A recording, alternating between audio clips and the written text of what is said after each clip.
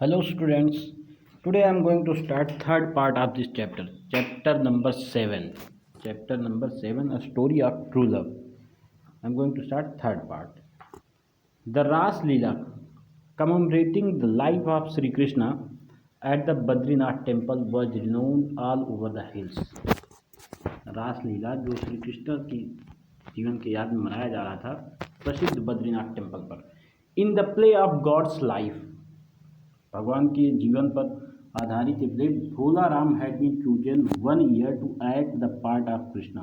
भोला राम को 1 साल भोला राम को कृष्णा का रोल करने के लिए मिला, इनको चुना गया। Kanta was Radha the God's विलव, कांता राधा बनी थी श्री भगवान की प्रेमिका।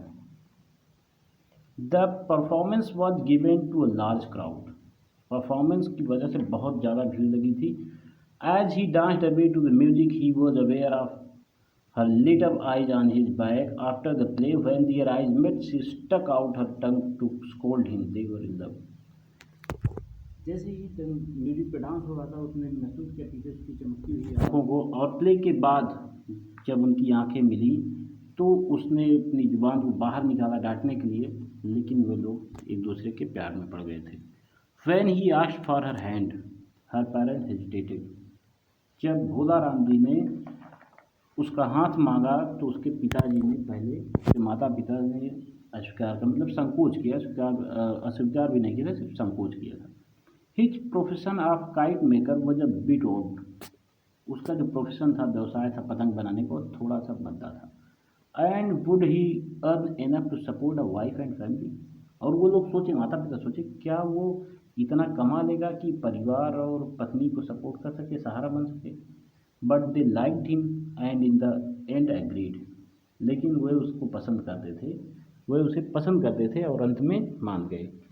दियर decision may have been prompted by Kanta's severe asthma, उनका डिसीजन हो सकता है इससे भी प्रभावित रहा हो क्योंकि कांता को अस्थमा था, कांता को अस्थमा था। Which lessened her chance of making a better match, जिसकी वजह से एक बढ़िया मैच मिलना वैसे भी कम चांस था। कांता को कोई बेटर मैच मिलता है इसके भी कम चांस थे। They had not even an inkling of course of Kanta's passionate feeling for him, यहाँ तक उन्हें आभास भी नहीं था, आभास इंक्लिंग सफर, उन्हें आभास भी नहीं था कि कांता की फीलिंग क्या थी, कितना प्यार करती थी उससे। Months before the wedding Bhola Ram and had started to make a kite, शादी के 1 महीने पहले भोला राम पतंग बनाना शुरू कर दिया था। It was to be her portrait. It was to be her portrait and expression of his love. ये उसके लिए एक प्यार का सिंबल था, एक प्यार का भाव व्यक्त करने जैसा था, और एक तस्वीर थी उसकी, और पूरा सारांश इसी में था, मतलब उसी पतंग में सब कुछ समाहित था। It was to be his own personal present to his future wife. और ये पतंग अपने भविष्य में होने वाली पत्नी के लिए एक उपहार के रूप में था। It was dominated by pinks, purples, blue and yellows, ये पिंक, पर्पल, ब्लू और येलो कलर की पतंग थी। The morning after their wedding, उनकी शादी के बाद पहली सुबह, Bhola Ram took his wife and the kite to the hill side, Bhola Ram ने पतंग लिया और अपनी पत्नी को लेकर हिल साइड पर गया। ही फ्लू इट, वो उसे उड़ाया। And then they held the string together, और फिर दोनों एक साथ डोरी को पकड़ लिए। She looked up at it, वो इसे ऊपर देखी। And said in a reflective dreamy tone, और एक विचारमग्न होकर, सपनों में खोकर बोली, it's as if my whole being, मानो ये मेरी आत्मा उड़ रही हो, मैं स्वयं उड़ रही हूँ।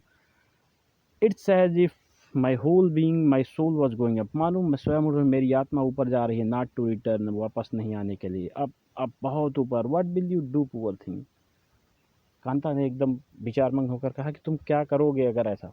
सी वॉज ब्रीदिंग विद डिफ़िकल्टी, वो बहुत कठिनाई से सांस ले रही थी, क्योंकि उसको अस्थमा था पहले से ही, तो वो बहुत कठिनाई से सांस ले रही थी। The kite a टिनी dot tugged in the wind, वो पतंग हवा में एक छोटी सी बिंदु की तरह हो गई, हवा में खींची चली जा रही थी। द स्ट्रिंग स्नैप्ड, डोर टूट गई। इट फ्लू अवे, पतंग उड़ गई। द काइट मेकर हॉल्ड, वो पतंग बनाने वाला काइट मेकर जो था चिल्लाया, Kanta Kanta. She had collapsed, breathing like a fish out of water, वो गिर चुकी थी और चल भी मछली की तरह तड़प रही थी। ही वाइड माउथ वॉज ग्रे, उसका मुंह खुला हुआ था और ग्रे कलर बदल गया था।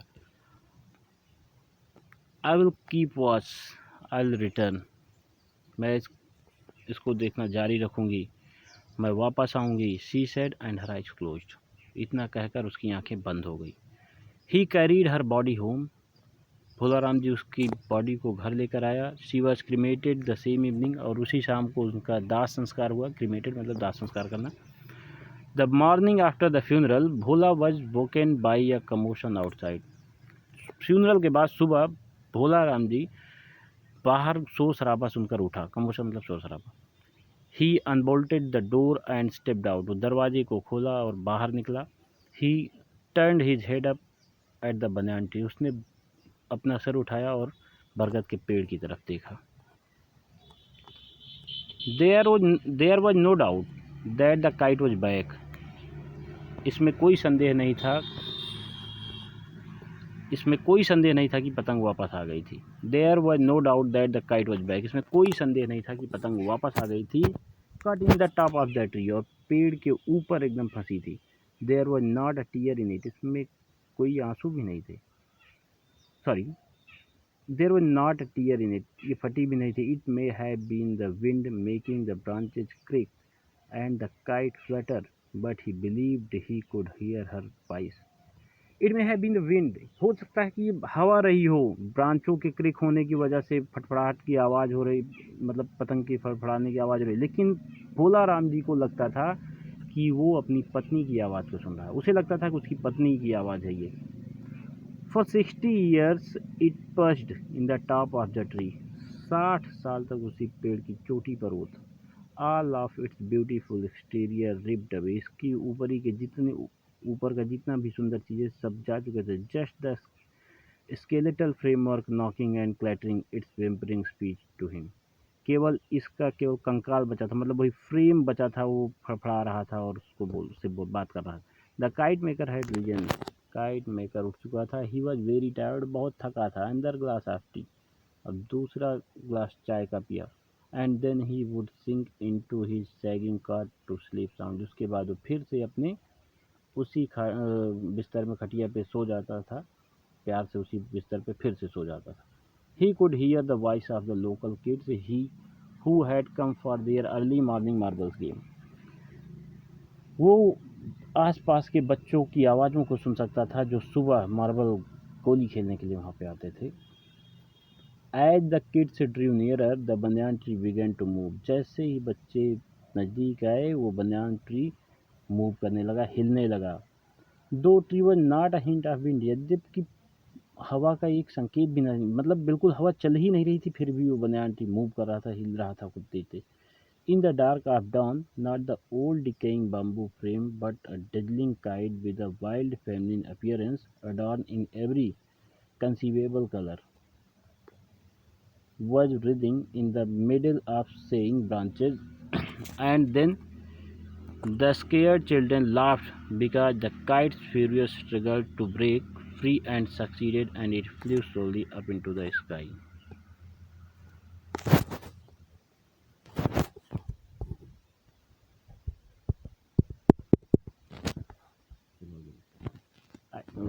As the kids drew nearer, जैसे ही बच्चे नज़दीक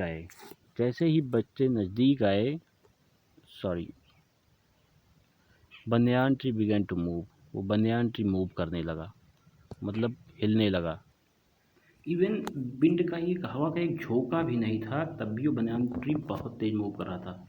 और जब शाम का समय, इन द डार्क आफ्टरनून, जब शाम के अंधेरे में, not the old decaying bamboo, अब वो पुरानी एकदम बेकार से बम्बू फ्रेम नहीं, बल्कि एक इम्प्रेसिव बढ़िया काइट का पतंग जो फेमिनिन अपीयरेंस में और एकदम इमेजिनेबल कलर में वो वहाँ पे ब्रांच पर हिलने लगी।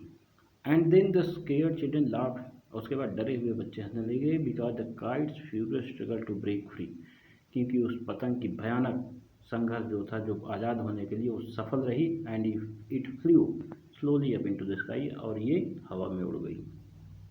देन बिगन प्लेइंग मार्बल्स, उसके बाद बच्चे फिर खेलने लगे। They thought it odd that Bhola Ram ji didn't open. विल इस बात को बहुत ही अजीब से सोचे, बच्चों को ये बड़ा अजीब लगा कि भोला राम जी आज अपना दरवाज़ा नहीं खोले। As he did daily by 6 o'clock, जैसे वो डेली 6 बजे करते थे, डिस्पैचिंग देम, और उनको भगाते थे बच्चों को, लेकिन आज वो नहीं भगाया बच्चों को। तो बच्चों ने इसको बड़े अजीब तरीके से सोचा।